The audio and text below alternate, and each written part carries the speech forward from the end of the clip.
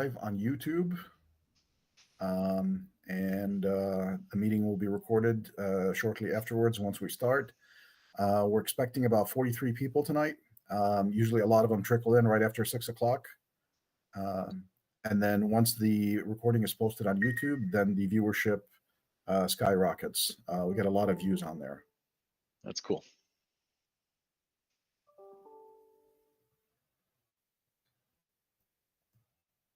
So I know you have a consulting business. Have you used SpecKit in any of the projects?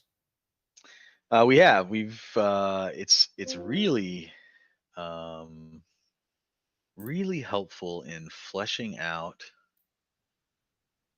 requirements at the end of the day. And Nice. so that's what we'll see in action tonight. But Mhm. it does a fantastic job of just making sure that the details are captured. And we are in the middle of working on a new product development with a customer that will end up going down this path. So yeah. And the So product it's is fully released, correct? General availability? yeah, it's not really a product. It's just an open source thing. And so a couple of the guys from GitHub, which now one of them is actually over at Anthropic. Um, things move fast in this industry, right? But um, they just created this kind of as an internal thing, and then open sourced it, and yeah, that's where it is. So, and there's new. This is like the JavaScript framework of the week as well, because there's always new tools and techniques that are coming out, and so over the last couple of weeks, all the buzz has been on Brady Gaster's new squad tool. I don't know if you've seen that going around the interwebs, but do you know Brady? No, unfortunately not. Okay, Brady Gaster is Microsoft. He used to be Corp. Where I first met him was Corp DPE, and then he started working in, I think, the Visual Studio Tools team, I believe, and now he's in Core AI. Um, but yeah, he built this thing. Uh, Started building it like somewhere after the Super Bowl time frame or around that weekend, and now it's like getting all sorts of attention. So Squad, you'll have to. I think it's just GitHub.com/ Brady Gaster / squad. And so tell me about Squad. Yeah. So the idea is you want to use AI coding agents. You want to build something with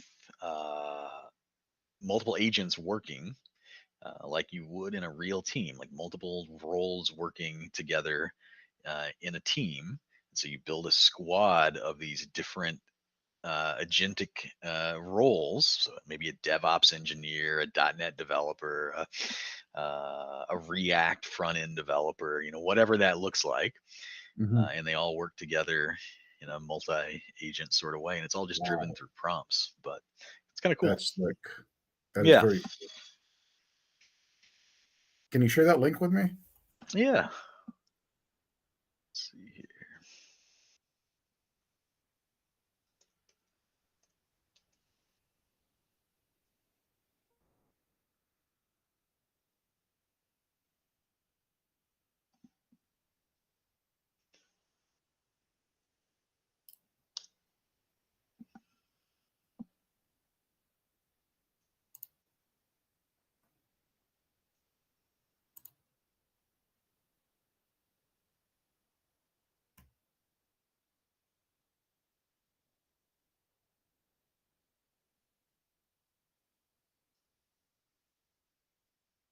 So it's still really early, but it's a really cool idea at least. It won't be early for long. No, right. That is true. Oh, that is really slick. Yeah, and it's all like everything lately. It's all open source. You can go check Mhm. it out and tweak it however you want, and all of that. Coding agents that actually do coding. Um, we're essentially coding our way out of a job and out of a career. Yeah, it's interesting, but I think there's more to what we enjoy doing than just writing cryptic code. Yeah, So absolutely. yeah. How do you deal with Q&A in your in the user group?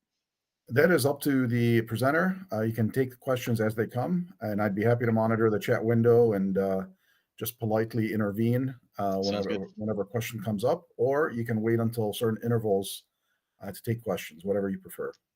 No, as they come is totally fine with me. Yeah, I agree. I prefer that route is better. Kind of keeps things a little bit more interactive. Leave no one behind, right? Absolutely. Yeah.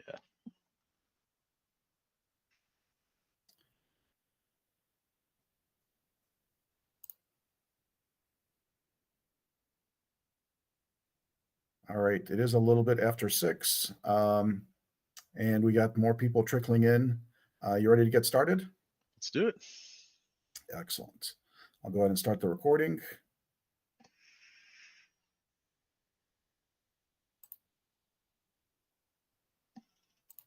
This conference will now be recorded. Good evening, everyone. My name is Sam Nasser, and this is the Cleveland C# User Group. A little bit about the group, if you're joining us for the first time, we meet every month. The meetings are free of charge and open to the public, and we cover any and all topics related to .NET.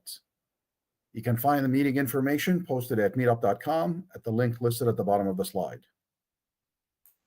As always, a big thank you to our sponsors, the .NET Foundation for sponsoring the Meetup website, and NAS Technologies for sponsoring the Meetup space. For sponsoring the virtual meeting space.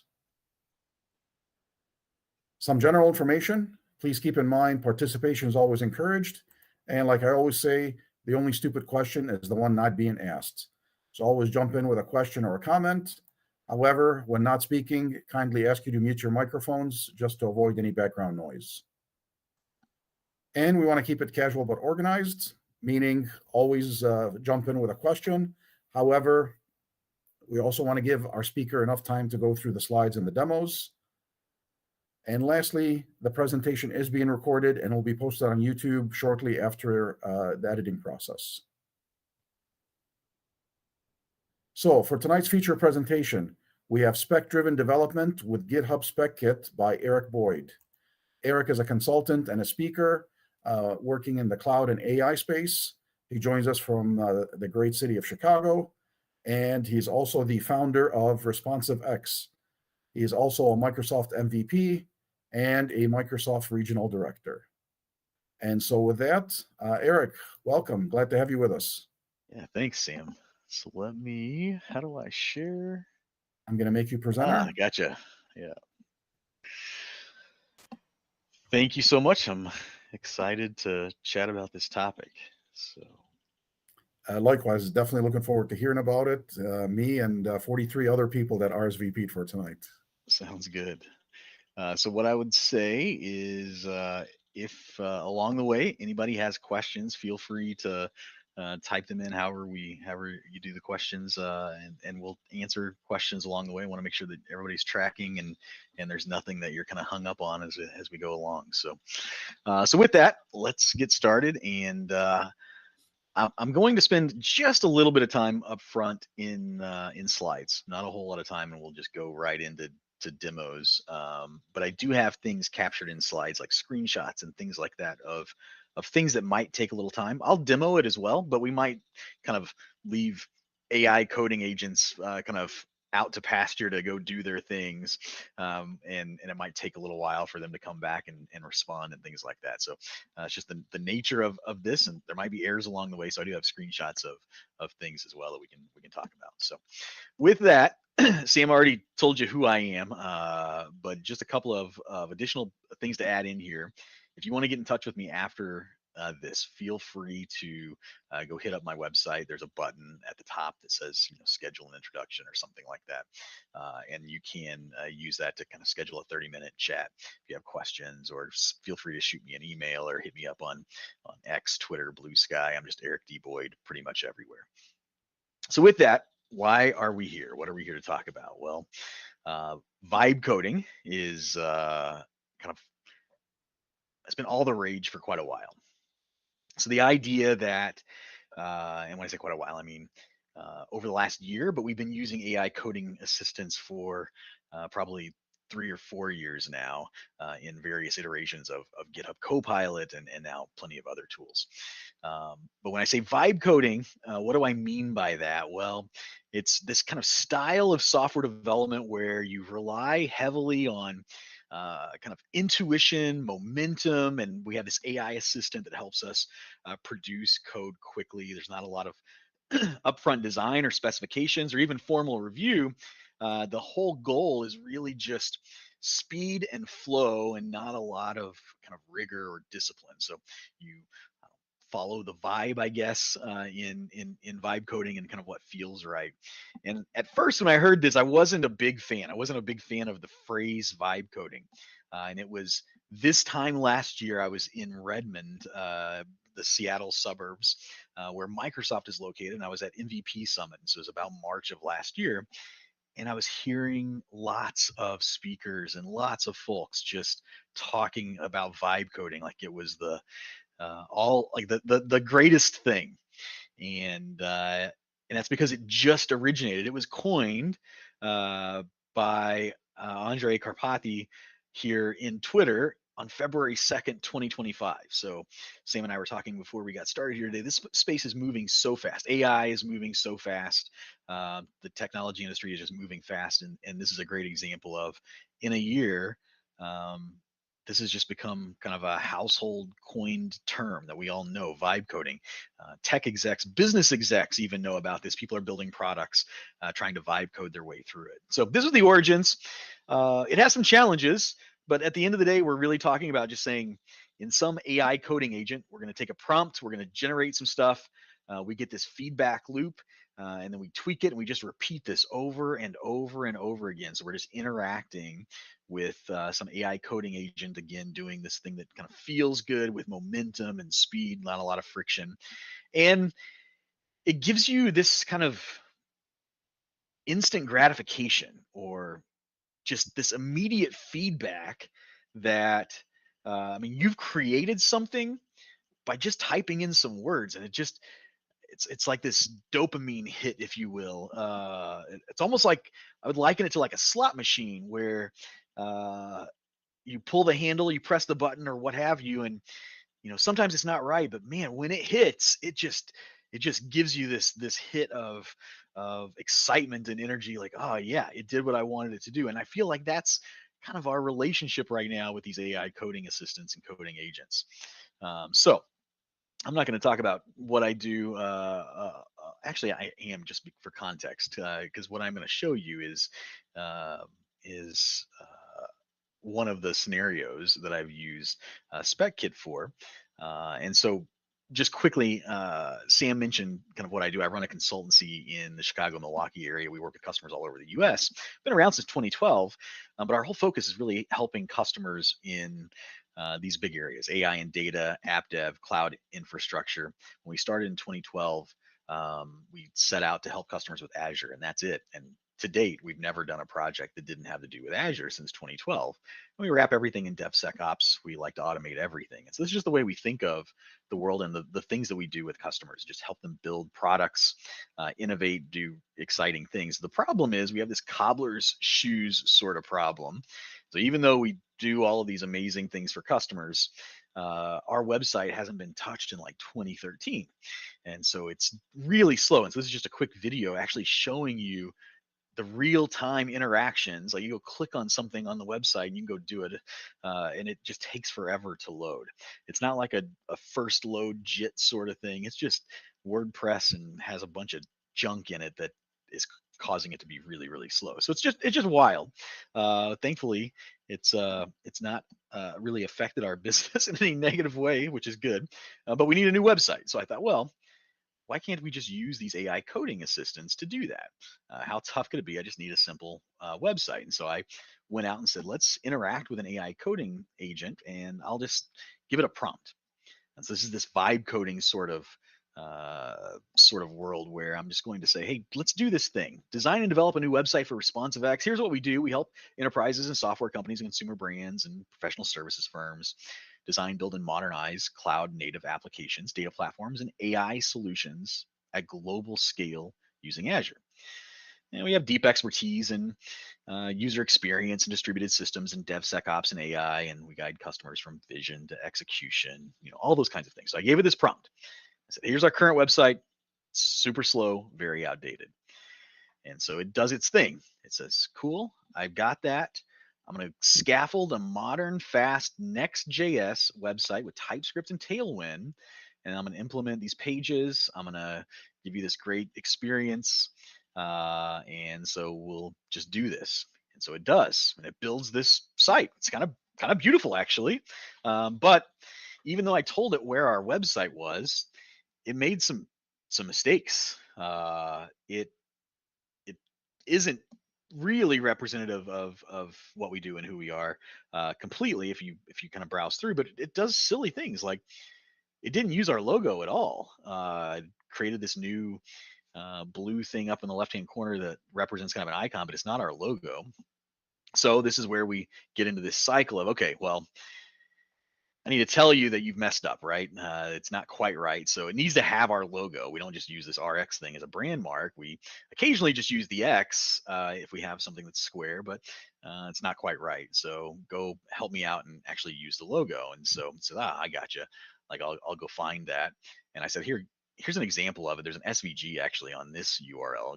Go find that. And so it goes out and it does that. And again, this is that slot machine effect. Like, bam, man, I'm getting it's giving me the results that I'm looking for now. It feels good. It's doing what I'm asking it to do. It's giving me that reinforcement. So now I've got my logo in there. Things are getting better, but it still needs help. So I continue prompting it. I get better and better. And over time, you see that I have graphics now in here and some visuals, and things are getting better and better. So that's cool. But I have some challenges because now I've gone through this process of just going back and forth iteratively with this coding agent, and I now have this conversation of me saying, hey, do this. Nope, that's not right. This is what I really want you to do. Nope, that's not right. This is what I really want you to do. But I no longer have this kind of source of truth of all these things that I asked it to do.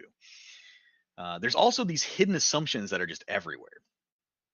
So it went out and decided to go build a website for me, and it chose to do this Next.js thing, and it used Tailwind, and I don't remember what else it said it used. TypeScript is what it used. But I never instructed it to do that. It just chose to do things like that. So now I have this maintenance nightmare because I really know nothing about Next.js. That's not the thing I would have chosen to use. And security might be an afterthought. It might not scale well. Like there's all these challenges that it's not considering when it's doing this. So as an example of that, if I took that exact same prompt and I ran it again, so this time I created a brand new session. It has no memory of the last session. I take the exact same prompt, use the exact same model even. I didn't change the model. I was using, I think, GPT-5.2 here, I believe. It's possible that I was using Sonnet, but I think it was GPT-5.2. And I ran it again. You'll notice it changed things up on me. It has assumptions. It's making decisions for me on the things that I didn't guide it into. And so this time it chose a completely different path. Instead of Next.js, it chose Astro and Tailwind, which actually I would prefer because I actually use Astro. I like Astro. So this would be much more preferred to me, but I never instructed it to do that. This is why this is those areas where we have these hidden assumptions and the fact that it's not deterministic and it's creative and it's going to do something different every time. This is problematic for us. it still built a somewhat attractive site. You can see it still dreamed up the logo for whatever reason, even though I've given it the URL of the existing website. It cannot seem to figure out like we should use the logo that's already there. And it's built different navigation, so that's different than the one before. The information is different here. The way it's structuring call to actions and things like that are different. And so again, I'm lacking this kind of foundation of here's really what I want you to do, and here's the documentation that will live forever to guide this. I then said, what if we run it with different models? And so I started playing around with Grok, same prompt, different models. We start to age. I feel like we've gone back in time to like 1999 or something. But it's these other models are having fun creating creative things. Here's another example. I think this was Gemini. And then last I did it again with an additional model. And you can see again we're getting totally different results. None of these guys though like to go grab the logo, which is just mind-boggling to me. I don't understand why that's such a difficult thing. Even though I've told it where the logo is, they all chose not to go out and grab that logo. So we really, when we think about what we're doing when we're building software, I use this example of this website because it's simple for everybody to understand. It's relatable. But what we're doing is saying we really want to, or building products, websites, software, whatever it is, we want to state the goals that we have. We want to define requirements that we have. We want to clarify our wants and our must-haves. That's really kind of the process that we go through. So if I break it down even further, we kind of think about this cycle that's iterative. Instead of that vibe coding prompt, generate, tweak sort of interactive cycle, we could go through a more formal process, requirements, think about architecture, think about design, take those components and break that work down into more manageable bite-sized tasks that we can work on. Then we can, farm that out to developers, or in this case, AI coding agents, to build those things. And then we need to verify it. We need to test and review. We might have some automated tests that even the agents might build for us, but then we might have our own review cycle, and we might update things. And so this is this kind of loop we're going to go through. It's not much different than what we do just in the world today before AI coding agents. But if we can apply this same sort of process to the AI coding agents, then we're going to get much better results. And then we just keep iterating on the requirements. And so we're going to keep updating the requirements. We're going to keep those as our source of truth. And that will allow us to do things like maybe add new details or requirements in. We could go regenerate code and pieces of the application and features by just managing those requirements. That becomes like the new source code, if you will, English in prompts and specs as the new code going forward. And the actual code is almost like a compilation output, as long as we have great requirements that are repeatable. So that gets us from vibe coding to spec-driven development, where we're really going to focus on building out good specs. I had a dialogue with Grady Booch, the creator of UML, on X recently, because I was talking about delivering this session. I delivered this session a month ago in New York City at the Microsoft AI Tour, and I was mentioning that, and he was tongue-in-cheek, making statements basically that, this isn't a novel idea. Somewhere along the line, we have gotten away from the idea of creating specs and requirements and architecture that's well defined, in favor of going to this other extreme of let's just start in an IDE and let's just write code, and that's the source of truth. And we've gone from that one extreme to another, and we're kind of coming back, I think, somewhere towards the specs, but not. I wouldn't go down the path of let's do it in this massive kind of waterfall sort of way. But the other difference is the actual development time today, with using these AI coding agents that we can just run in parallel and scale them out in a massive way, is much shorter. So if we get the specs really well defined, we can do the code piece of it pretty quickly and over and over and over again. And so that's the fun part now, is really thinking through the design, the user experience, the architecture, all of those things, and getting that down so that we can then go through the process of letting the AI coding agents build that. Well, how do we do that? So that's where we want to go. Vibe coding to spec driven development. Large language models understand Markdown. They understand text, and so they work really well with structured syntax in Markdown, structured English in Markdown rather, and they understand how to parse the diagrams as code, so mermaid diagrams, things like that. They understand how to reason over those because it's just text. Um, and so if we can use Markdown to describe our software really well, and then output the software, the code, um, we're off to the races. And so there's a tool to help us do that. And it's a tool created by a couple of guys from GitHub. One of them actually is now at Anthropic. At the end of the year, Dem moved from GitHub over to Anthropic. So he's working on the, I think, MCP sorts of stuff.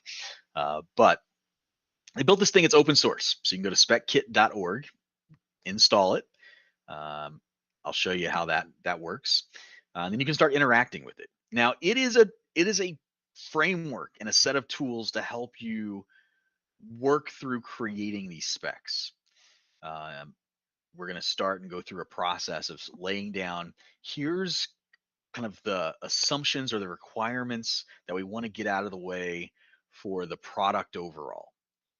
We'll start there. Then we'll lay down, here's the functional, like business sort of requirements in a spec or in a plan. And then we'll go through a continued process of building out from there.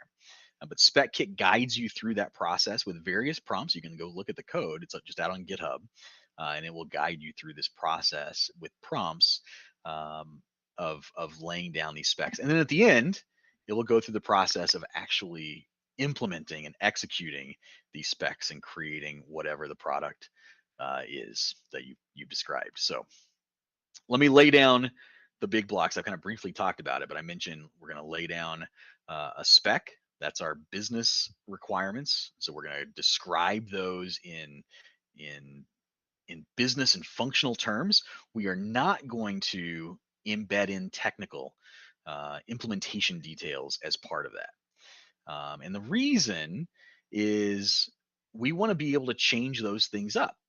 So we might say these are our functional business requirements. And today we might choose to implement that with .NET 9.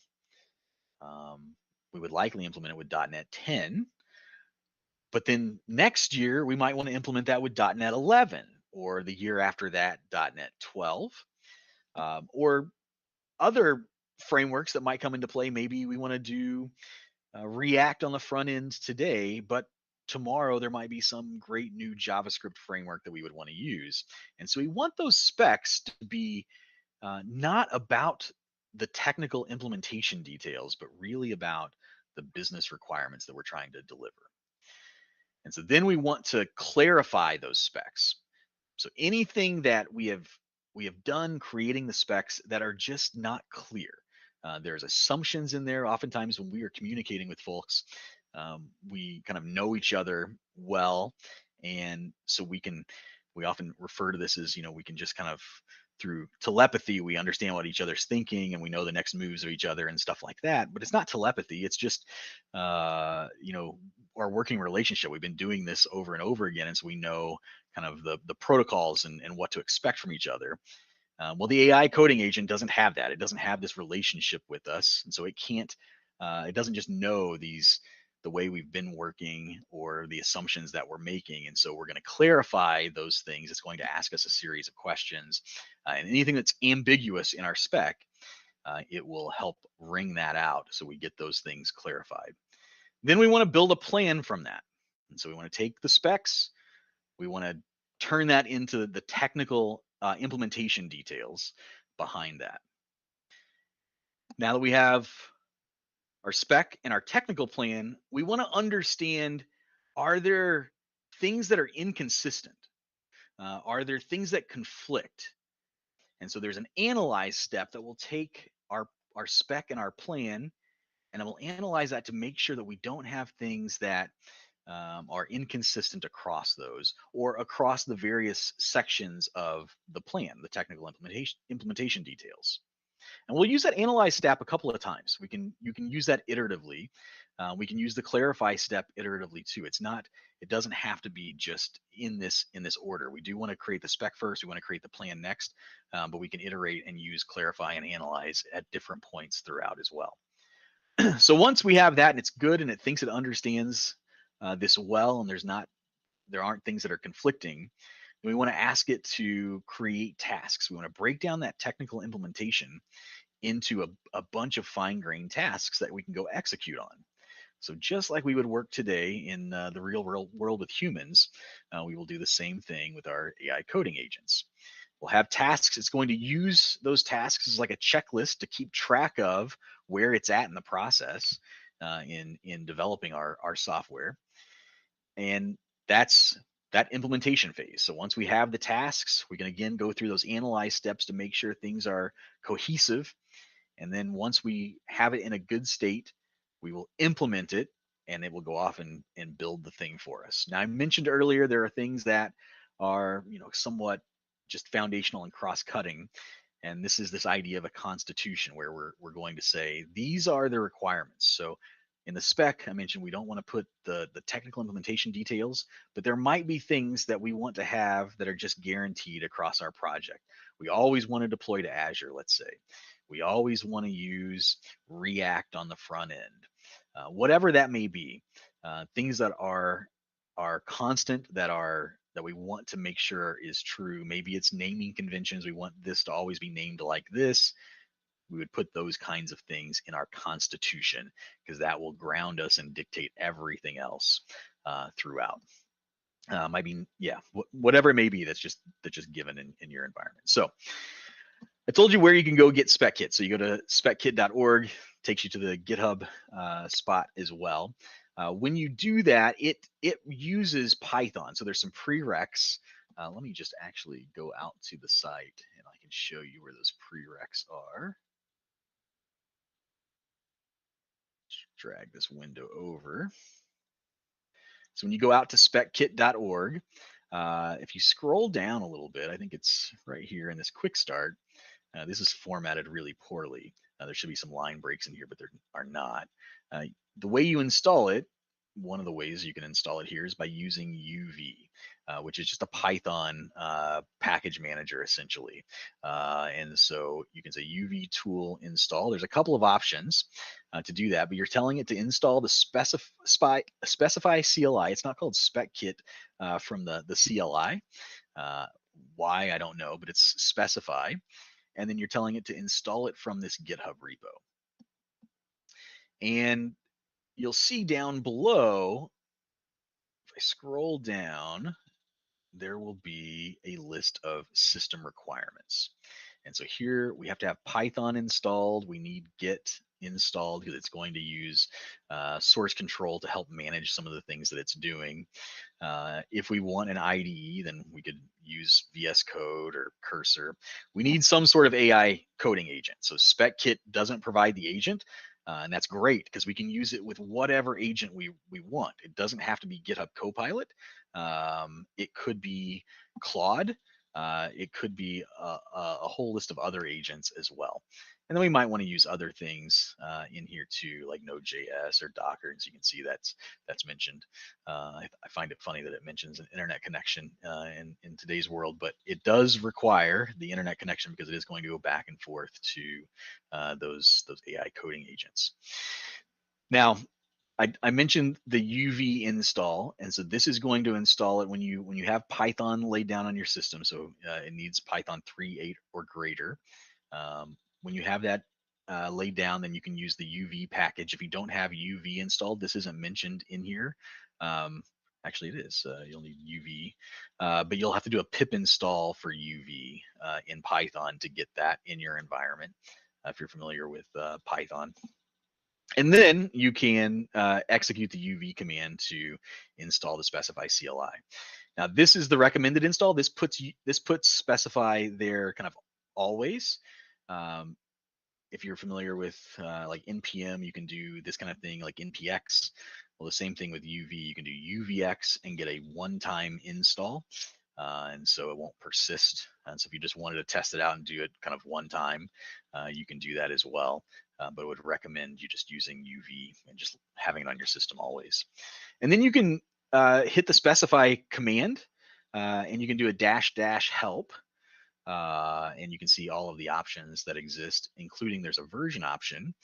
In the latest version, this doc is actually out of date because in the latest version, it doesn't use the hyphens, the double hyphen here to note the option. And I'll show you that here in just a minute from the terminal. So let me come over to my terminal window where I already have Python and UV installed, and I've already done the UV install specify here. And so you'll see that in my commands. I'm going to go into a directory and we're going to start a project. So this is where I have some existing like pre-baked projects that we can take a look at, but I'm going to walk you through the process. And so I want some ideas. Like if you have some sort of app ideas that we can build, I would love to see those in the chat window. I have one as well, and there's some samples out on the Spec Kit site as well if you wanted to just use those too. But what I would be looking for is something that would be somewhat complex with multiple tiers. Like I want a front end, I want a back end, I want an API, things like that. Something that's really representative of applications we might have in the real world. So anybody have any ideas for some sort of app that we could build? You can plug into the chat window. You don't have to have like a full verbose thought, fully baked or anything like that. Just some idea. You want an app or a game?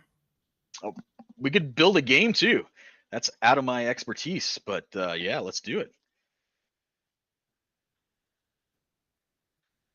So I'm thinking of the old school Centipede. Centipede. Okay. You'll have to help me with like rules when we get there because I don't know how. I don't play a lot of games. I'm familiar with Centipede a little bit, but maybe I can just go Google what's Centipede games, or maybe the AI can help me with that. So let's give it a shot.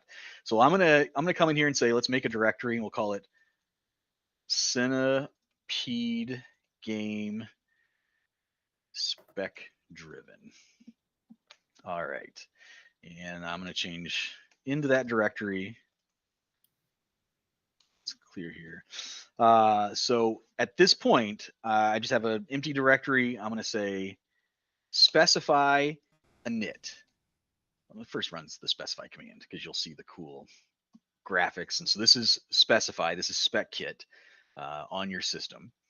I mentioned if you do a specify -- help, you'll see all of the options.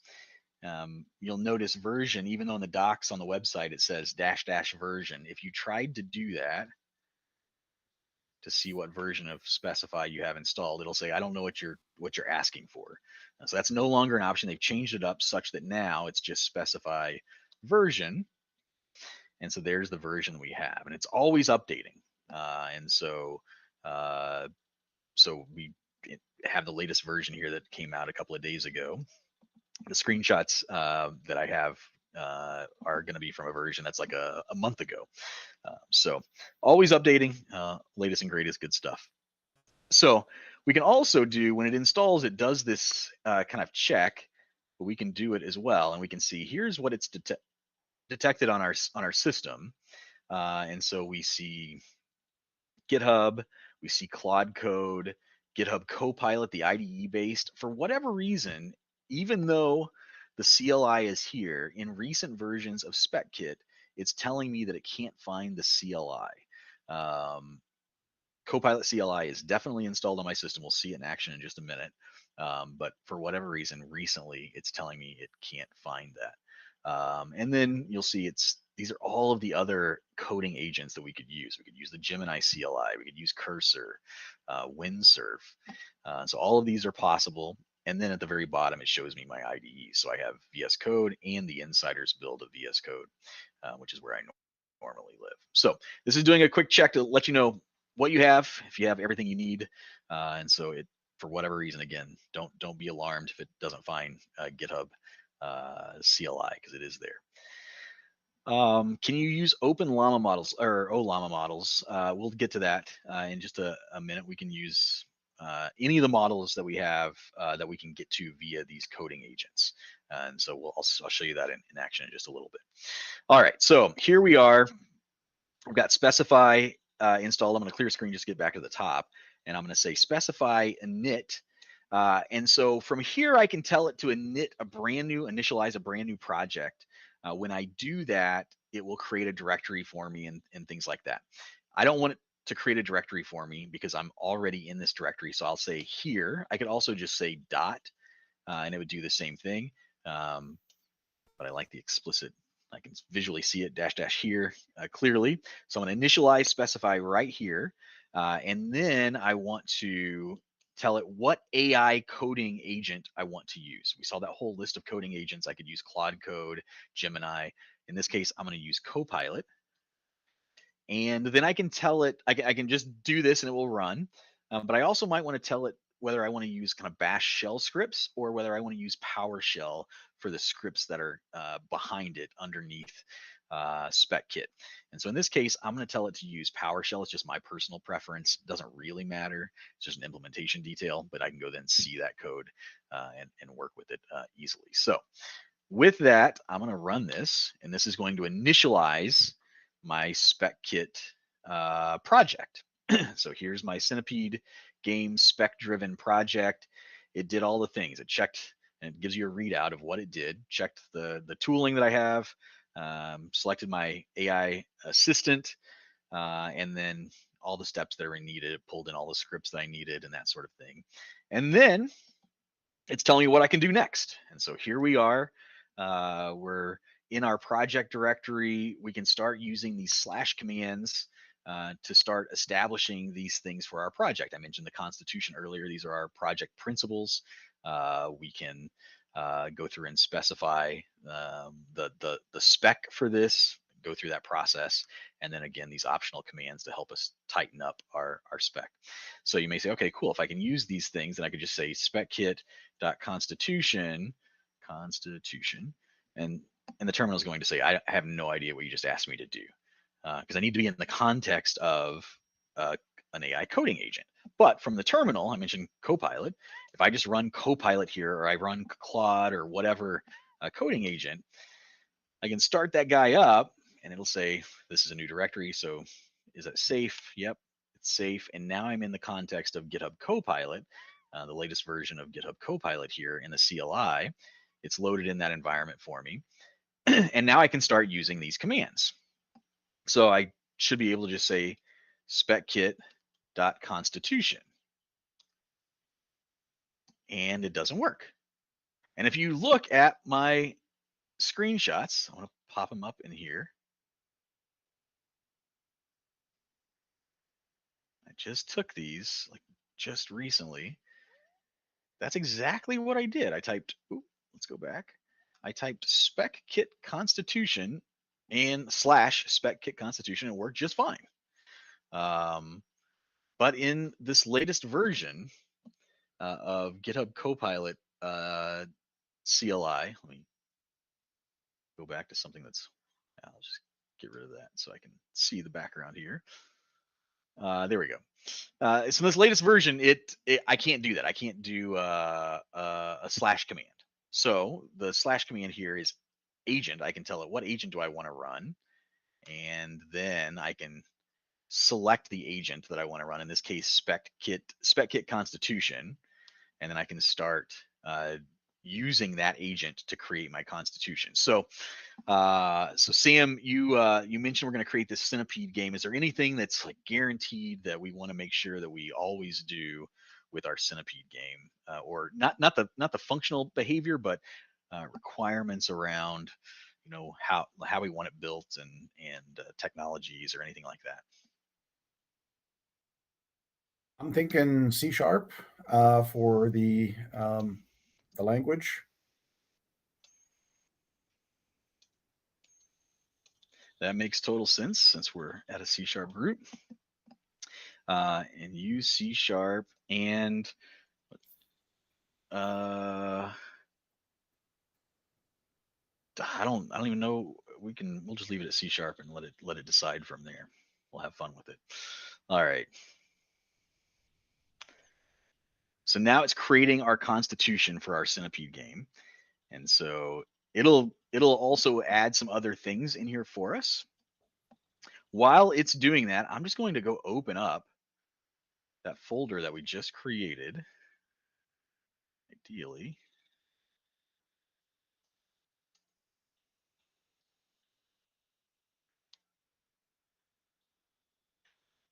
And I recognize that I'm going to have to zoom in and zoom out, and that's intentional. In these scenarios, there's so much going on in so many different panes that if I zoom up the entire editor, everything is just going to be impossible to see. So the reason I pulled this up right now is because I want to show you what actually happened. So we started with this blank directory, and when we initialized the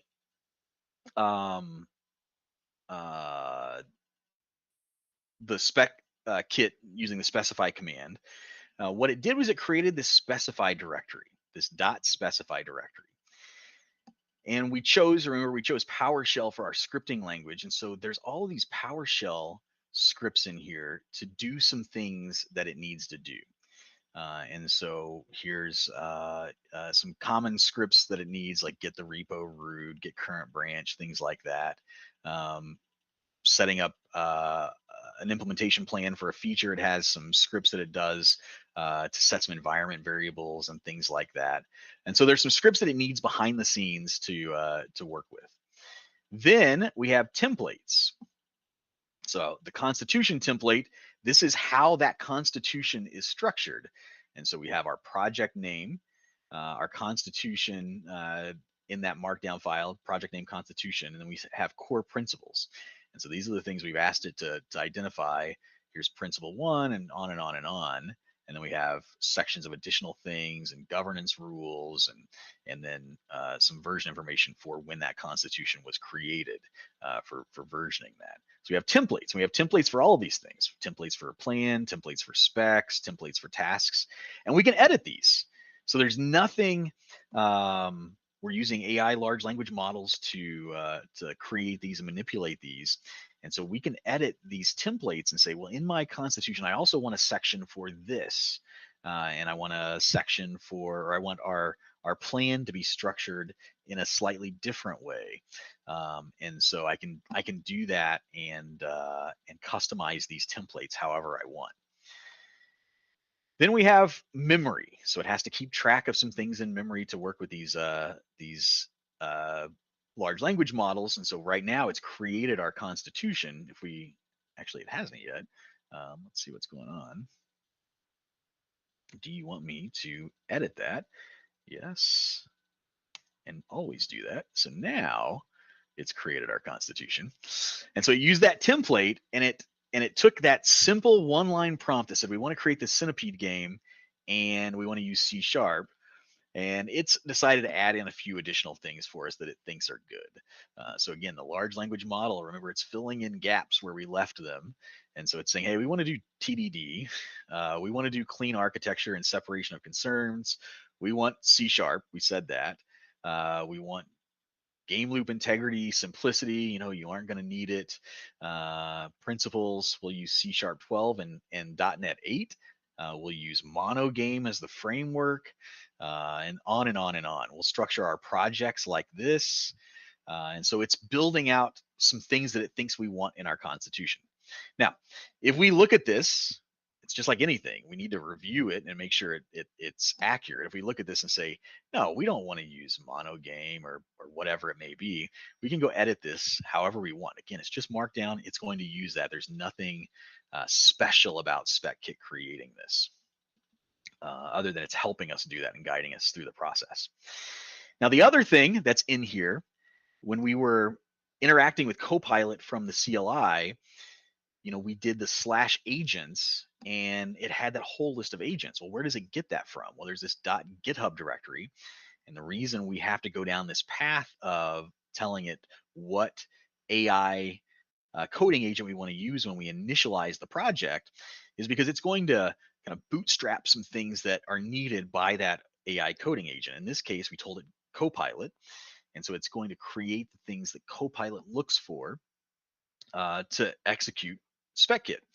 And so these are the agents that Copilot is looking for, and that's how we got that list of agents. And there's our constitution agent, and it says, this is what it does. There's the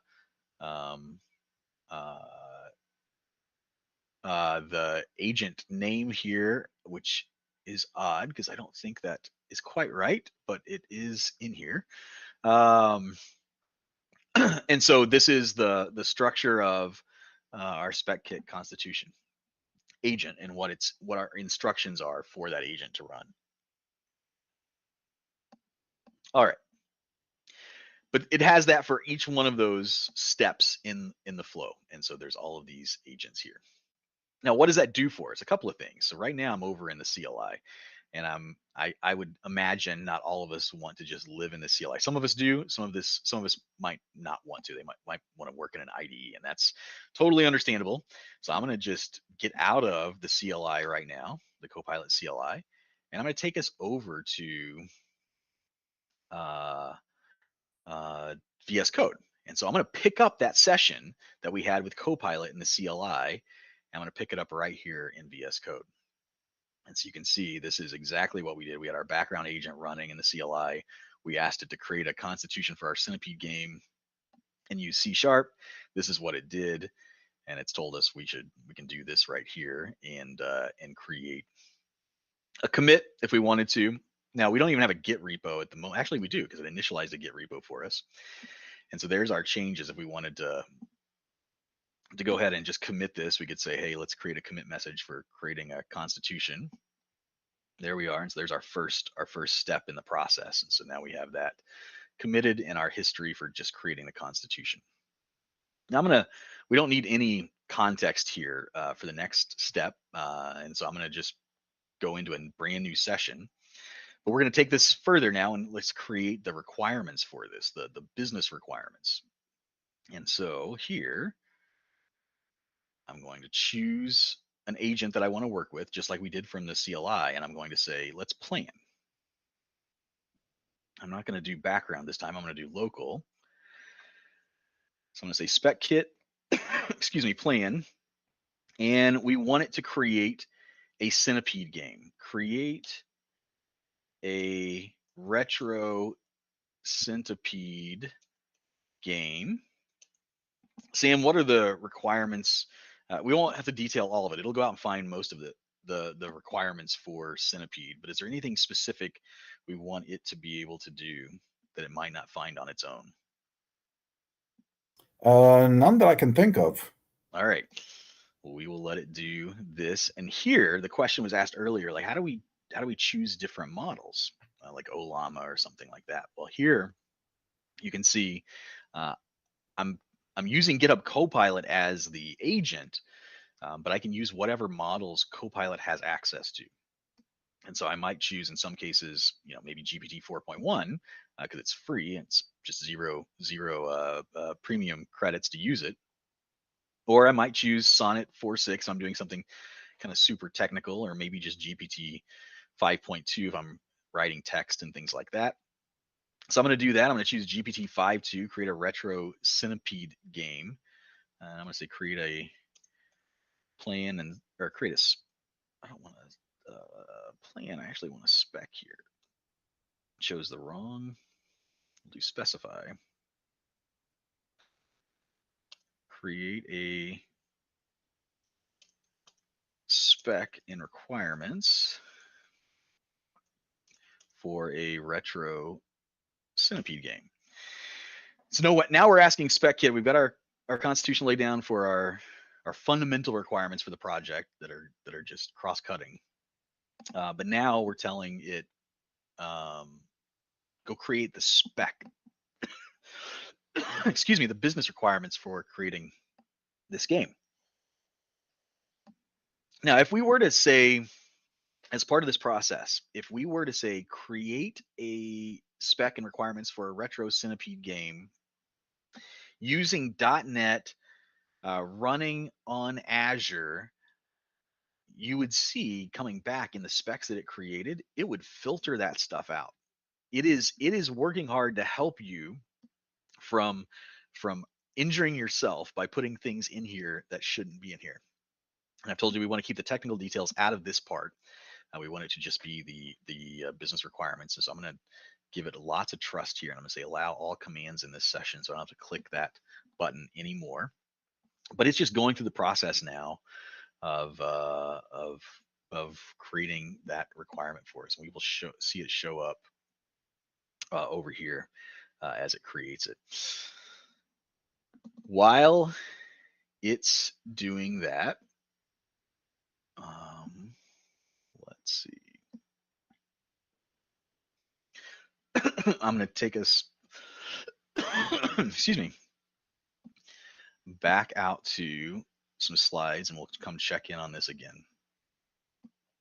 So we did this, the Constitution, and this was for the ResponsiveX website that we worked on earlier. Then we said, just like we did there in VS Code, let's use the specify agent or prompt and create a basic website structure. And so we did that, and then it created a spec for us for that. And so that's what it's doing right now in VS Code for us. It's going through this process of saying, let's load the spec kit instructions, let's create a feature branch, all that good stuff. And one of the things that when we started with, we were using the CLI, so we were kind of doing it in the background. But right from VS Code, we can tell it to run these in the background and not tie up that thread. And so I chose to do local, but we can tell it to use the CLI and run that in the background. Or we can tell it to use the cloud. And so I could use GitHub Copilot coding agent in github.com in the cloud using GitHub Actions and all that good stuff, and run it completely off my machine as well. And there was a question or a comment in the chat. Sorry, I have a little bit of a tickle in my throat, so I'm coughing a little bit. Asking, oh, so it's an MCP. Well, it's not MCP. The coding agent might have access to MCP. And so you'll see here, because we're using GitHub Copilot, we have all of these MCP servers that it also has access to. So the beauty of SpecKit being decoupled from the coding agent is we can take advantage of all of the features that our coding agent brings. So if our coding agent has MCP support like Copilot does, then we can take advantage of whatever MCP servers we have access to and we brought into the context of this coding agent. Now, I recognize that maybe not everybody is familiar with MCP. So just quickly, while this is happening, MCP stands for Model Context Protocol. And what that really means is it's a way for the agent, whatever the AI agent is, to go talk to other systems, take actions, get information, and pull that back into the context of the coding, the agent. It doesn't have to be a coding agent, but in this case, it's a coding agent. Pull that back into the context of the agent, and surface that into what happens with the large language models. So you'll see I have all sorts of MCP capabilities inside of GitHub Copilot, things like, being able to go browse the web. And so that's why I would have assumed when I gave it the URL of responsivex.com, it would have gone out and found the the logo because it has access to do that. I might also give it access to my Azure subscriptions. So I might ask it to go get information about existing resources in my Azure subscriptions and bring that in and use that, or go create resources, and it could do that. Interact with Azure DevOps or GitHub, create issues, create things in Azure boards, or read things, use Playwright. And so all of those kinds of tools get brought into the AI coding agent, and it can go use those with SpecKit. So now we have a spec. What it does, I'm going to go back over into our Explorer window. You'll see it created a new directory here, and it called that directory specs. Within that, it created a subdirectory. That subdirectory represents the spec that we just asked it to create. We can have multiple specs, and you will. Like, this is just one kind of big feature maybe, but we might have other features later. We might say we want now this to be a multiplayer game. Here's another spec for multiplayer. We want users to log in. Here's another spec for that experience. We want a leaderboard. Here's another spec for that. So we'll have all these specs. Now, the spec has a default convention where it starts with 001 and just counts up, and then it puts some text out behind it.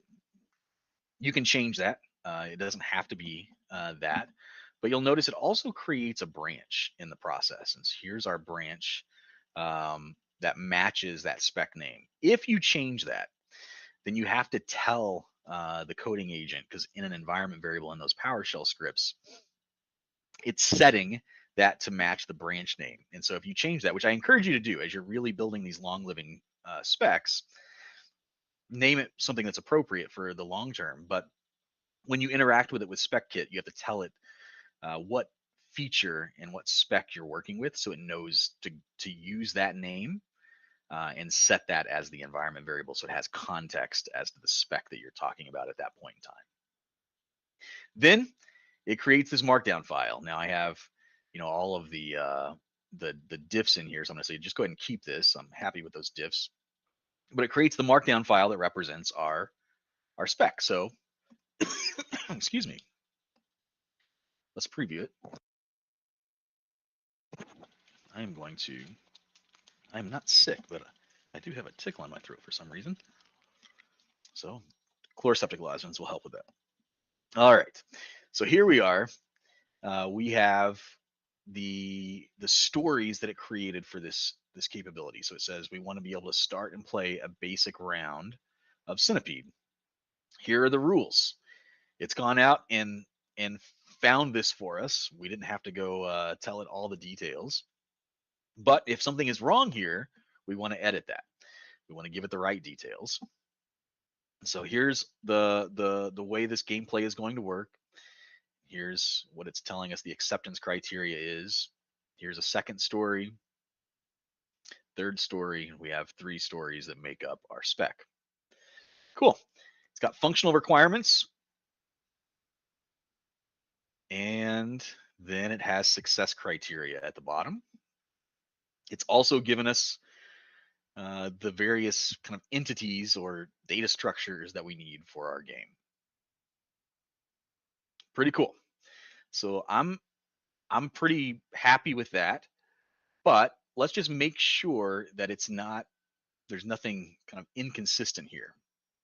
So we can come over here and say, let's analyze this at the moment and make sure it's consistent. We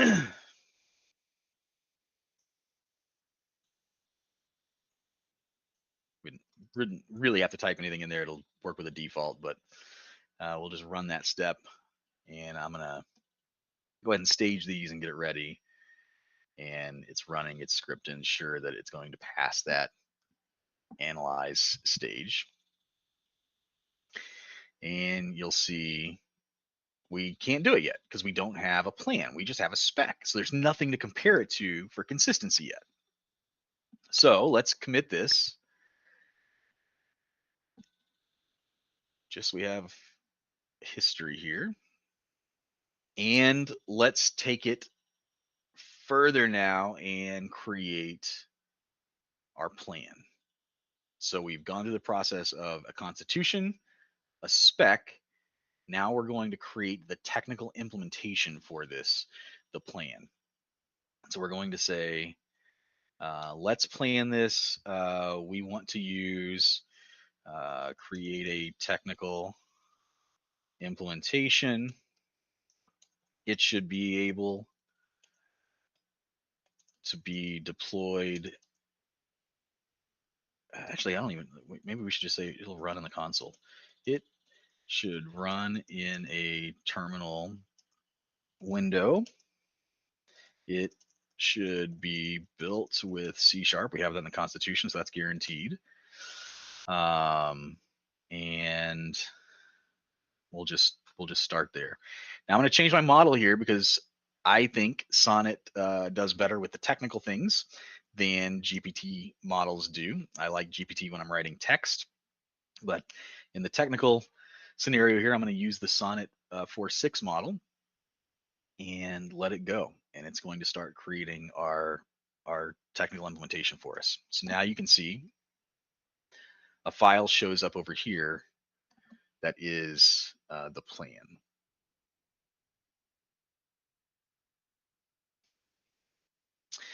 We'll let that run for just a minute. And I am going to go back to slides while we are.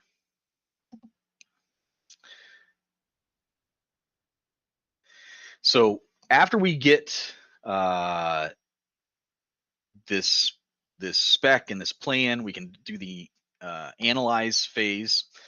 What we could have done is we could have run a clarify before we went to the plan, the technical implementation, just to clarify any ambiguities or assumptions. And so if we would have done that, it would have done something like this. If it found anything that it didn't think made a lot of sense, it would have said, hey, we have this question for you. You'll see here in the website, it's like, how are these contact request submissions handled? What does that mean? Where does it go? What's the user see? And then it even gives us suggestions. It says, hey, these are some recommendations of how you could handle this. We just need to know what you want to do. And then you can just reply and say, choose option A or choose option B, or you can even tell it, it's none of these options. I have a better idea. Choose that.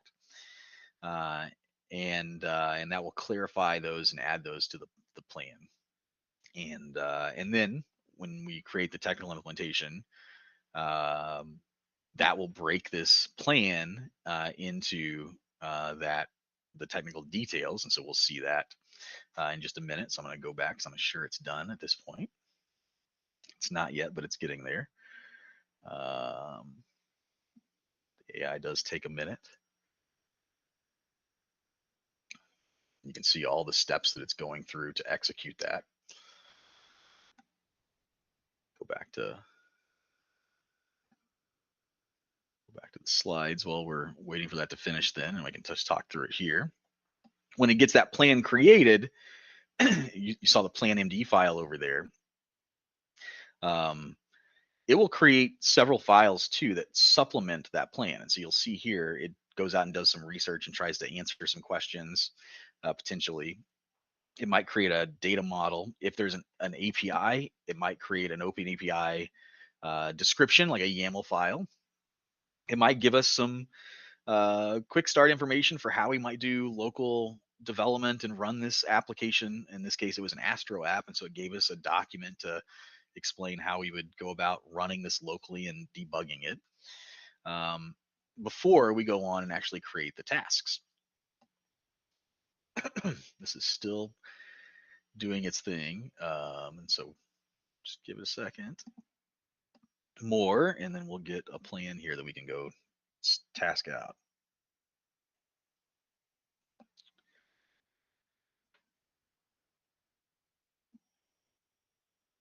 All right, so you can see it went through the process of creating these other files for us. And so, or at least it's trying to.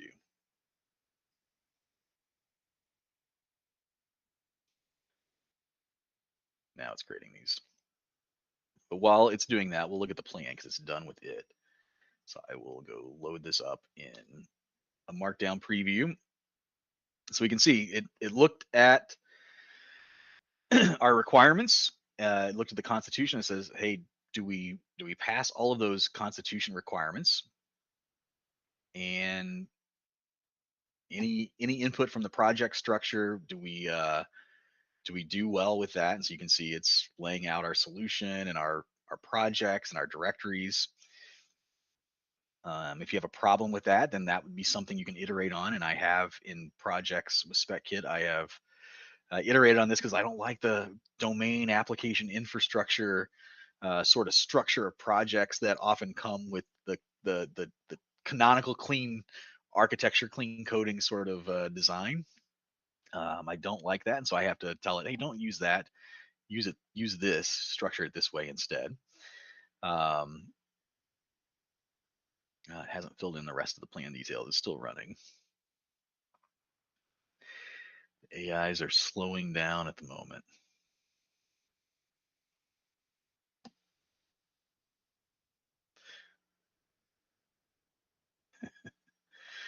All right.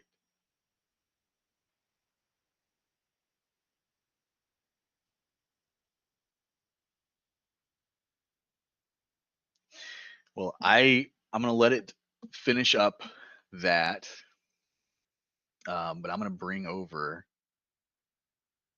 a window with another app, and we'll come back to that one in just a second, just so you can see this all in action. So close this for a second. That plan file will look something like this. So this is an app that I use SpecKit for to track the things that you own in your house, maybe in your house. So for example, I have a large sneaker collection.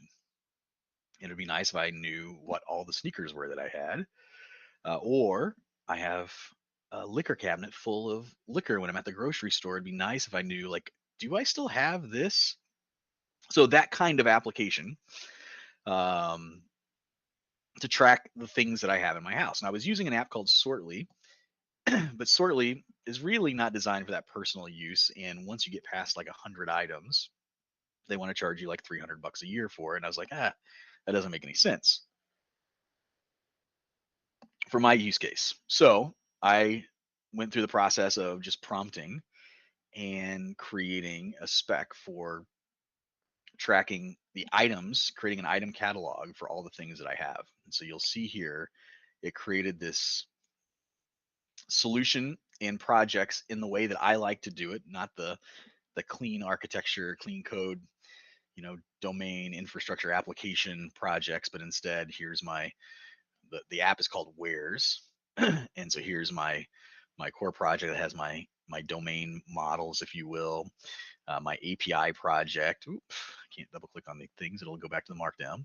My API project with controllers and request and response models, services that get used by the controllers, the abstractions for those services, the interfaces for them, repositories, so the abstractions for the repositories, the implementations. So if I'm going to store it in Cosmos, there's the implementations for those, like on and on. So it helped me work through this and design out this project structure before ever writing any code. Like, it knows the project structure it's going to create. Then I've said, okay, well, I've got this plan now. I need all the tasks. So I'm going to load up this tasks file. This is just to create the initial feature for tracking the items. There's so many more features that have to come along. And so in the tasks, it broke it up into phases. So the first thing we have to do is set up the project.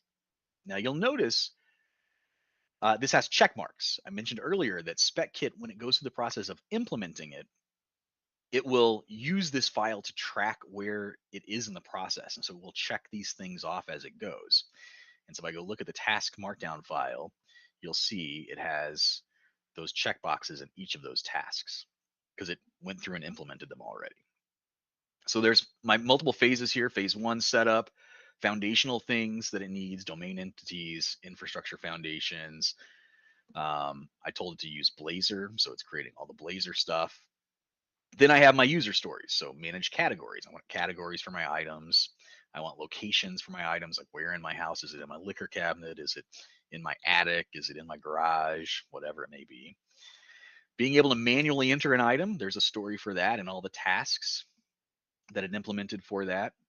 Being able to scan a barcode or a UPC to look up the item to add it. Doing a photo recognition on the item, and then being able to track quantities for consumable items, those liquor bottles, if you remember, and expiration dates for perishable items. And so those are the requirements and the tasks that I gave it. It came up with 93 tasks when it took that technical implementation plan and converted it to tasks. So it created those 93 tasks across those 10 phases. And then let's go back over here. So we're done here. I'm going to just switch gears. We'll come back to that app in just a second. So here we've done the same thing, and we've now created the tasks or the plan here for our Centipede app. So I scroll down. That's not the one I'm looking for. Oh no, we just created the plan. We haven't created the tasks yet. So we definitely want to go through that process. So there's our full plan. I mentioned earlier that it creates these other files like the quick start. So here's how I'm going to run this application. When I want to run it, I'll say, there's how I'm creating the solution. I'll build it. I'll run the tests. And there's my gameplay for playing the game, all this sort of stuff. It's documented for me. And then the data model even. So if I come in here and I look, there's those classes and the properties and default values and descriptions of all of these. So I have this living documentation for my Centipede app. Now, I'm going to switch back over here and create the task, and then we'll go back to the Where's app while this is running in the background. Now, I have been using the slash commands and the agents down here in this area that I can just type in my coding agent. But you'll also notice that the agent templates also reference the next steps that can be taken. And so here you'll see create tasks as a next step after plan. And so I can just say, yeah, let's go run that. Again, I could use that drop down and tell it to run in the background or run in the cloud. In this case, I'm just going to run it locally.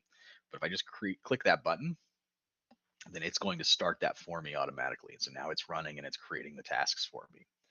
I'm going to go ahead and move that to my stage changes while it's doing that and commit this just so I have this history. And then we'll go back to, that's not what I'm looking for. This is what I'm looking for. So we'll go back to our Where's app. We're shifting gears here a little bit, and then we'll go back to Centipede in just a minute. Okay, so we have over here, we have those tasks. It did its thing. We told it to implement the task. Like after we created the task, then there's another agent that says SpecKit implement. And again, we can do the slash commands. We'll get a button down here after we create the task and finish that up. But it went through the process of executing all 93 of those tasks and implementing them. And so now you'll see right beside our specs and all the other stuff we have in here, an SRC directory that has that directory structure we looked at. It created those classes that we were looking at for us. It created the interfaces, the service interfaces that we need. It created the implementations of those. Where are the implementations? There's a services project, right? Yeah. The implementations of those as well. And so injecting in the repositories, it's super clean. It does a great job. But injecting in those repositories that we need for the category service, and then making those calls to get the data from those repository implementations. And it did the implementations of the repository itself. So here is the Cosmos implementation where I'm saying, hey, inject in a Cosmos client and then get all of the items from Cosmos using this partition key. We're going to use user ID as the partition key and run the query and all of that in Azure. And it created the entire app for me, including all of the UI components. So the Blazor app and all of those UI components that I needed. And it structured things super well, and it used the requirements that I had in my constitution and in my technical plan to do that. I even told it to create an SDK using Kyoto, so an API client. And so it generated using Kyoto an API client for me that I can then consume by either the Blazor app or other third parties that might want to use this as like a NuGet package and call my API. So it did all of that for me. I didn't have to write any of that code according to the spec. So now if I want to go back in and change something in the API, so I might want to go into the OpenAPI YAML that it created. We'll do a preview on this just to see it. Maybe.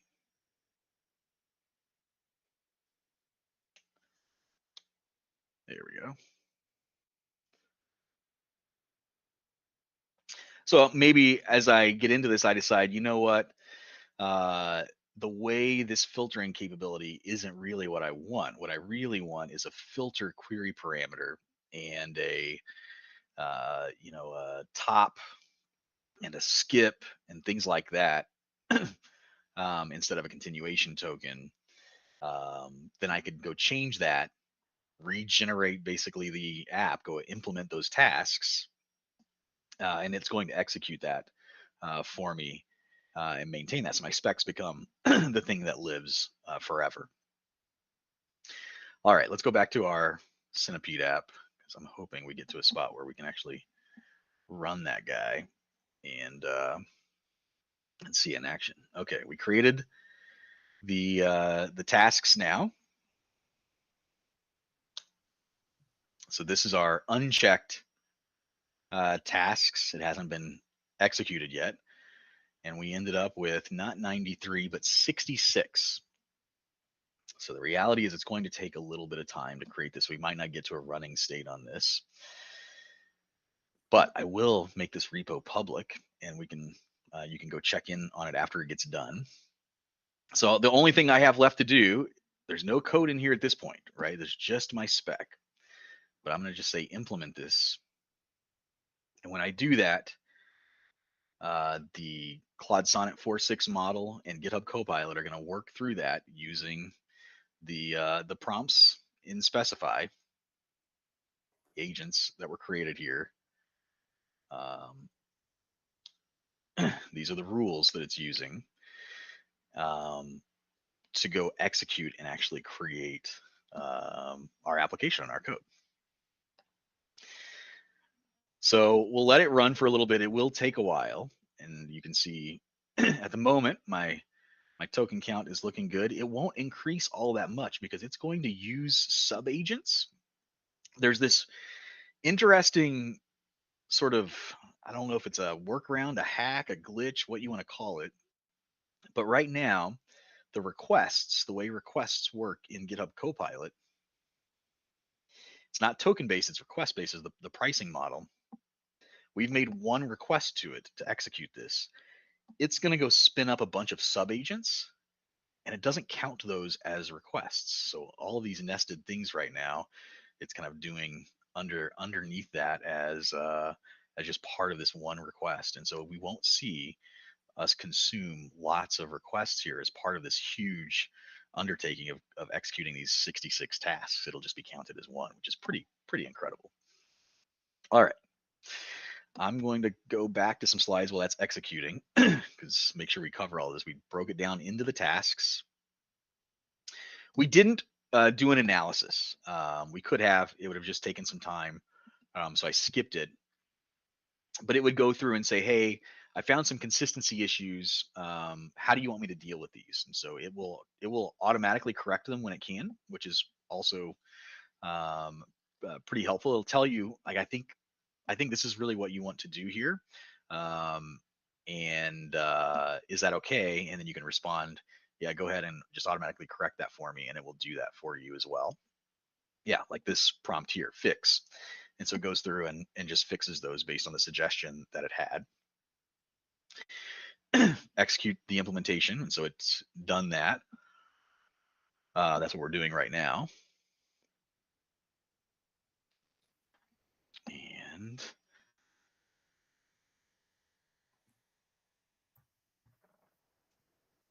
all right. Those are just some commands in the end. So let's I'll show you one more while it's running, and that is that the web app. And so this is the spec for that we looked at earlier for creating that ResponsiveX website. And here you'll see it went through the process of creating information, even like the copy for me, even though it might not be totally correct. It did create some copy for me based on some information that I gave it. I can assure you that it did make up some things in here because these are not correct. But it created the markdown behind it basically for that, but it also created all of the components for me. So there's the layout that it created in Astro, just like we asked it to. The kind of services behind it for doing the things that it needs to do, contact us, things like that. The page styles. So there's the overall page styles all running in Astro. And so what we should be able to do, say npm run dev, and see what this thing looks like.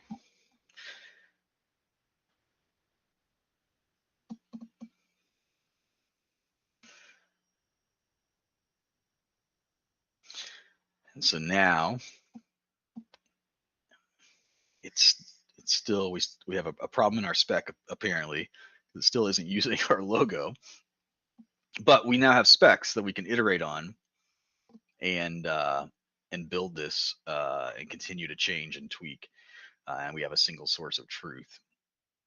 And we've now built out that website using SpecKit, so it should be consistent, repeatable. We did apply color schemes in the spec and told it we wanted it to use these colors instead of dreaming up these black colors that are used on some of those modern designs that it created. And so it was able to do that pretty easily for us, which is pretty nice. This thing is still coding away and it's going to take a second. I'm going to do one more thing because I bet most of you like to use full-on Visual Studio proper. And so I wanted to just interrupt for a second, Derek, if I may. Yeah. So a question that popped up a minute ago: does the agent make use of all this history, constitution, and spec when generating tasks, or it only uses the plan to create tasks? It is using just the tasks when it's going out and creating them, because it's taken all of that information from the Constitution and made sure that the plan complied with that.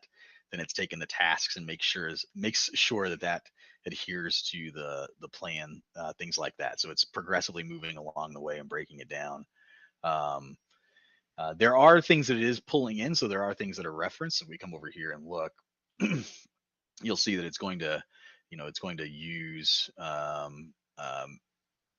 things like, here's our Open API YAML, and so it will reference things like that. But in general, it is putting all of the information that it needs from those previous steps into these tasks and using that as the driver. And the data model will reference and things like that too. So. And then another question just came in from Ben. Can you use existing artifacts to build things with the spec? Absolutely. So one of the things in practice that I would recommend you doing is if you have conventions already. So if you have a wiki, you've got Confluence where you document all of your existing kind of conventions and requirements. If there's, I don't know if Atlassian actually has an MCP server, but if there's an MCP server for that, then I would point your agent to that to get those things. And so that will help in making sure that the technical plan aligns with your existing convention. So you can bring in other artifacts like that. You could bring in wireframes and other assets and say, hey, it should look like this as part of the requirements for either the spec or your technical implementation, like your coding requirements. One of the things that I really like doing is we try to document everything in Markdown using, I mentioned I like Astro. I do like Astro. I also like a theme that sits on top of Astro called Starlight. And Starlight is really great at, it's designed for building documentation websites. I'm just going to find a view of this so you can see it. But we like to, on the projects we work on, like to build out the documentation that's long living for our kind of engineering documentation using Starlight. Well, get it to drag over here.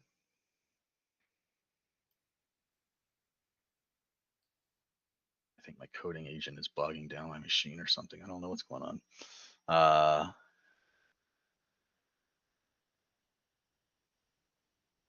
What just happened? There we go.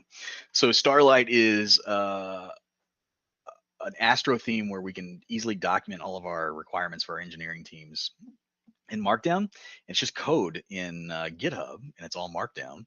So I'm going to click into this, but things like this, you can build sites like this just from writing these Markdown pages, which are great. And then we can point the agent using the GitHub MCP server. So we can come over here and say, hey, GitHub MCP server. And then we can tell it, hey, all of our engineering docs for API design, for naming conventions, for how we structure solutions can be found over in this GitHub repo. Use that when you're building out the technical plan. And so it can do all of that. And so that's what I would encourage you to do in practice, is document your things that are that constitution sort of piece that are going to be across all of your projects in a centralized place like that, and then point the agent to that when you're using SpecKit. So yeah, great question. All right, it's still doing the thing. What I was going to do is open up this Wares app. Because I figured you probably like to use Visual Studio proper in practice, and not VS Code for doing .NET development. And so you can see here, I probably am missing config and things like that. So it's probably not going to load up exactly like I want it to without errors, because it doesn't know where to go connect for Cosmos and things like that at the moment. But let's see how far it gets before it blows up. Yeah, there's exactly where it fails, but it's missing my Cosmos connection string. But if I plugged in my my config values here for this, then it's not even in there. My config values for this, then I could, start loading these up. But we can see like this built out exactly what I would expect from my API surface, just like we were looking at in VS Code. A well-structured API with separation of concerns here across these projects for that app for me. And it's also being called by my Blazor app down here as well. Built out, request objects that represent those HTTP requests, which are fantastic as well. And so again, just a really well-designed solution, but I can go back and edit those specs and keep iterating on it going forward. So unfortunately, I don't think we're going to get to a running Centipede app during our time tonight.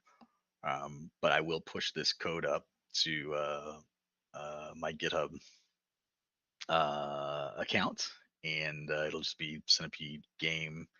I'll probably rename the repo so it's not this this ugly, but I'll put it out there, and then you guys can go download it and play with it and see if it actually works. Before we end, like what you've asked some great questions throughout, but what questions do you have that you've not asked? And folks can come off of mute or enter into chat, whichever you prefer. While we're waiting for additional questions or comments, I got a question for you. Yeah. How do you decide which model to go with? Yeah, great question. You're talking about the models too, not the coding agents, right? Correct. Yeah. So my defaults are Sonnet 4.6 for coding and the real technical things. I find that it is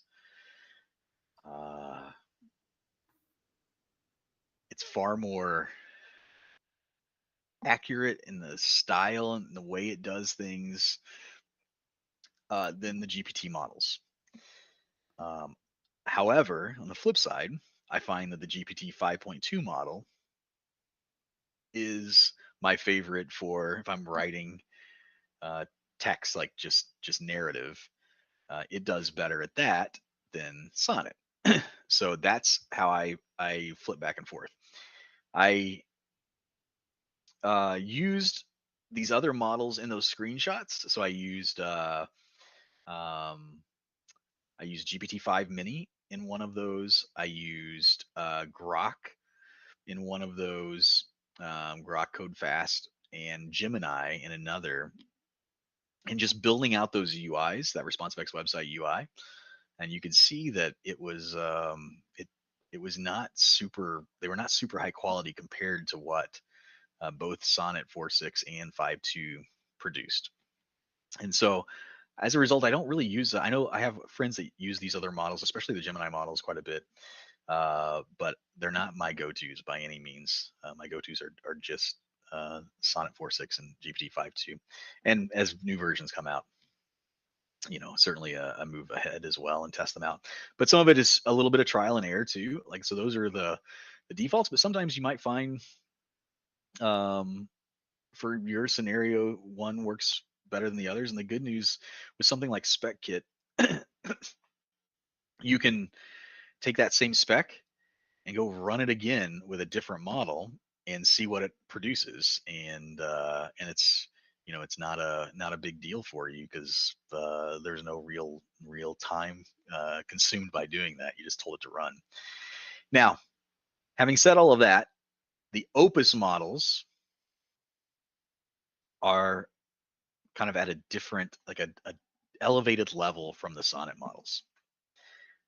The problem is they're also at an elevated price. And so the Sonnet models, you can see, are 1x price.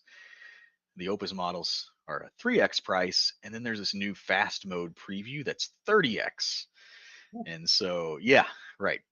And so for me, because of the premium, I find the Sonnet models work just well enough that I don't use the Opus models, but I know a lot of people are doing the Opus thing, especially folks that are like Microsoft with unlimited credits or something like that and can do whatever they want. They are really loving the Opus stuff. But for us normal folks that don't have an endless supply of requests, I tend to use Sonnet primarily. So, and the cool thing is down here in the toolbar, you can see where you are. So if you just hover over that little GitHub logo, you can see here's how many requests I have. Here's when they reset. So I have 70% of the requests left over the next 3 days. I should have it go build some cool stuff and use those up, right? But stuff like that. So yeah, good question. I'm curious, Sam. Like, Sorry, oh, go ahead. Yeah. I was going to say I have a follow-up, but I want to give others a chance to jump in with a question, if there's any. I'm curious if people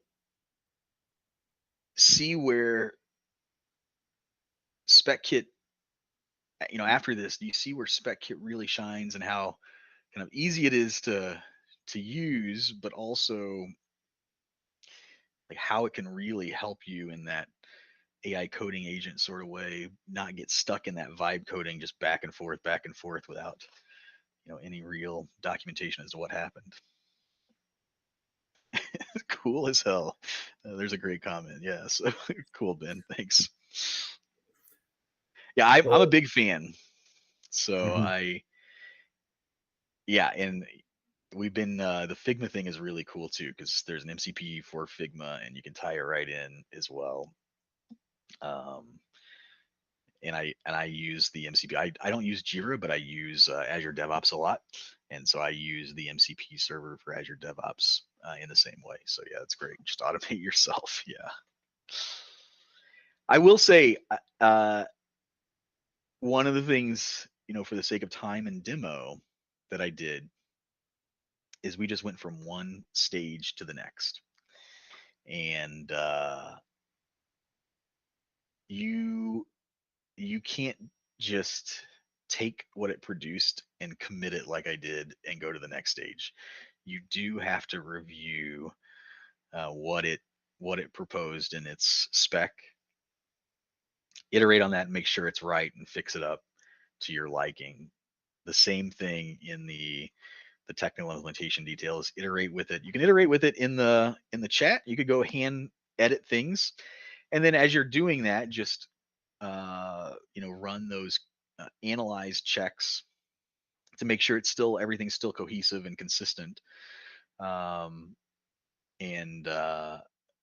Yeah, but that's essential. Otherwise, you're not doing much different than vibe coding, except you've recorded the specs in your repo, but you really want to make sure that it's the right thing before you tell it to go off and implement it. So if you spend the bulk of your time up front making sure you've instructed it to do the right thing, then the execution of it is painless and it works really well. So, but all sorts of just little examples. Like for example, one of the things that I have strong preferences about things and opinions.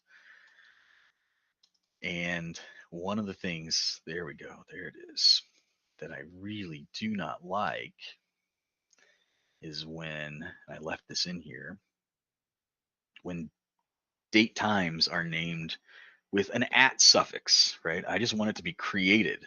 And if it's UTC, I want it to be created UTC. But I really hate seeing something like at on the end of that. And so if you don't catch that and you go out and build stuff, it's like, oh yeah. So you have to read through these and make sure that things are to your liking. And maybe you don't want to structure your properties in your APIs like that. You might want it to be, in a different casing instead of Pascal case. You might want it to be snake case or something like that. So you just have to make sure that it's your spec is well defined before you go execute on it. Didn't you specify that up front when Yep. you upstream when you were creating it? Yeah, absolutely. And that's exactly what you discover in the process is, it's going to fill in the gaps with when you don't specify things, it's going to fill it in with what it thinks is best.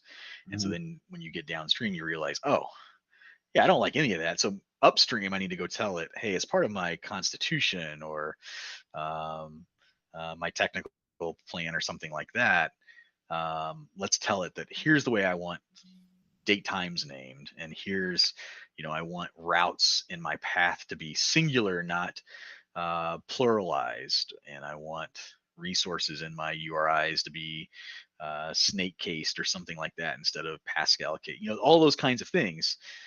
Or here's the rules for how I want those filters APIs to exist. I want to filter query parameter and top and skip and things like that.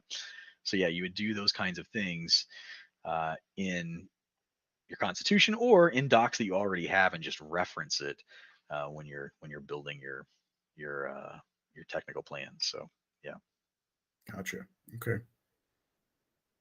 Wanted to pause for a second, give others a chance. Questions, comments?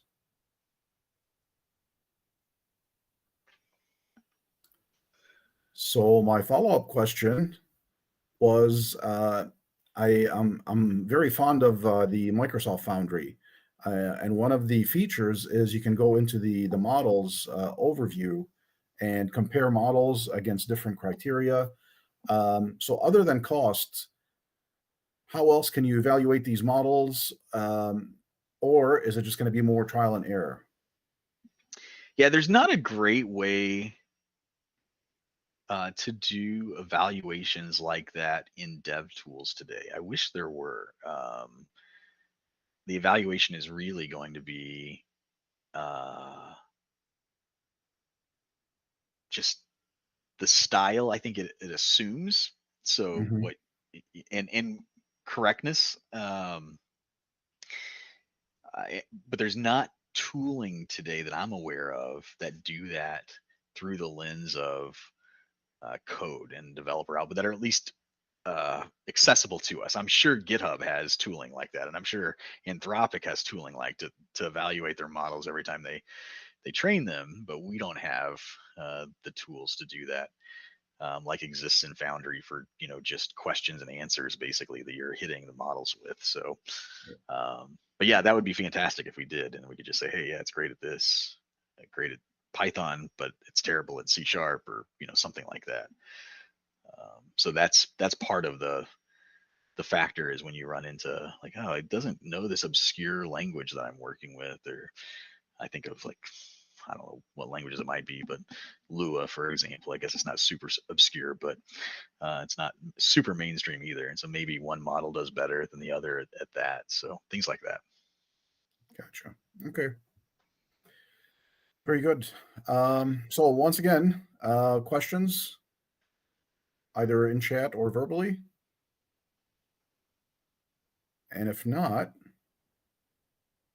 want to give Eric a big thank you. Many other people have responded with very positive feedback in the chat, and I concur as Thanks. well. Very great, very interesting presentation. Great topic, and thank you for joining us. Before we adjourn, I just have a couple concluding slides. So if I may, I'd like to take back control of the screen. Yeah. And just going to share a few things with everyone. And first,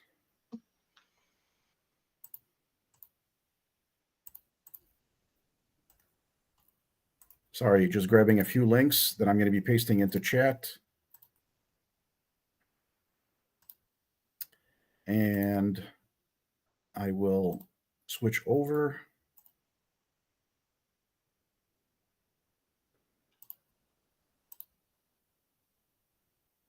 All right, so within the chat, I pasted 3 links, and the first one is for the YouTube channel. If you would please subscribe to that to get the upload notifications once this video is edited and uploaded.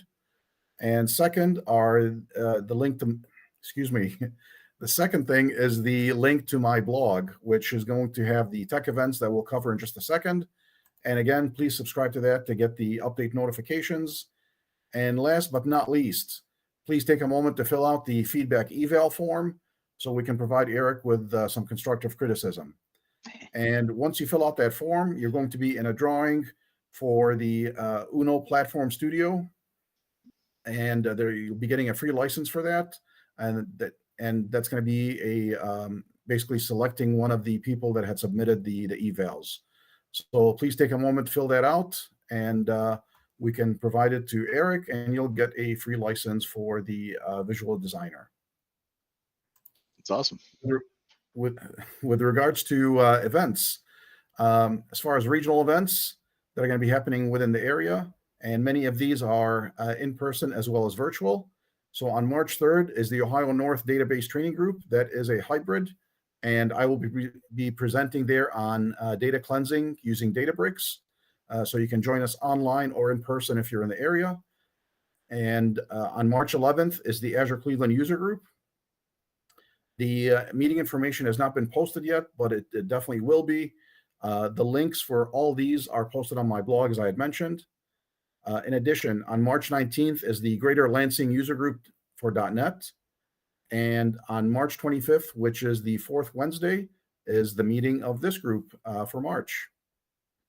With regards to conferences, Microsoft is sponsoring the Global AI Bootcamp, and they are holding the Agent Camp that runs from February through June in various cities regarding various topics regarding agentic AI and coding with agents.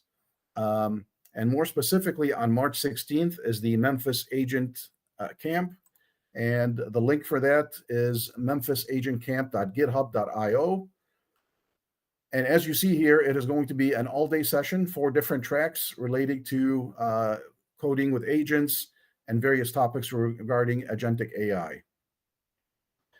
These are free of charge, so I encourage you to sign up and attend. And then the other thing that we always like to discuss are jobs, more specifically, who's hiring and who's looking for work. So if you would please take a moment, make yourself known into chat if you are hiring at your place of employment or if you're looking to change places. And Ben is looking for work. Very good. What specifically are you looking for, Ben?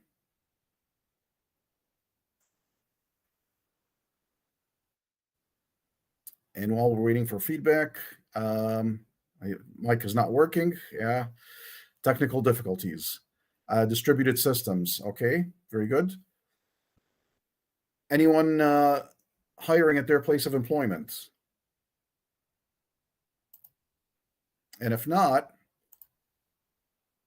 I encourage you to check out devitjobs.com. There you can filter on the technologies, location, whether it's remote or in person, and a variety of other filters. So check that out, devitjobs.com. Lastly, if you have any questions, my email, snasser@nistechnologies.com. You can also find all the links to my socials, including the blog and the YouTube channel, on Linktree/Sam Nasser. And if we're not connected on LinkedIn, I encourage you to let's do so. It's a great way to stay connected and find out what others are posting and learn from each other. And so with that, thanks again to Eric. Thank you all for attending, and look forward to seeing you all next month. Good night, everyone.